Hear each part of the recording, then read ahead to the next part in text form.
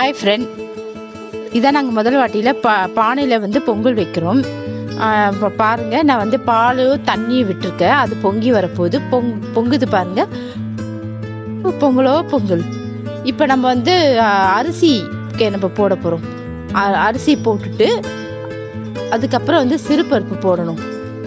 நான் சிறுபருப்பு கொஞ்சம் வறுத்து வச்சுட்டு அதையும் அலம்பி ஊற போட்டு அதையும் போட்டிருக்கேன். இப்போ அது வேகட்டும். வெந்ததுக்கப்புறம்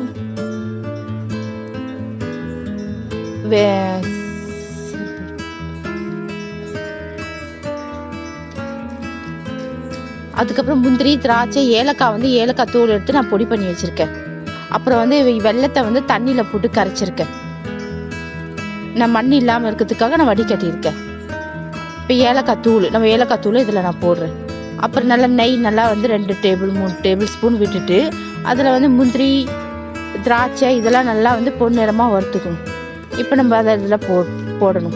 போட்டுட்டோமா, பொங்கல் ரெடி ஆயிடுச்சு. நம்ம வெளில போயிட்டு சாமி கும்பிடலாம். சக்கரை பொங்கல், வெண்பொங்கல், அப்புறம் கொஞ்சம் வெஜிடபிள்ஸ்லாம் வச்சு நம்ம சூரிய பகவானுக்கு கற்பூரம் காட்டுறோம். வாங்க சாமி கும்பிடலாம்.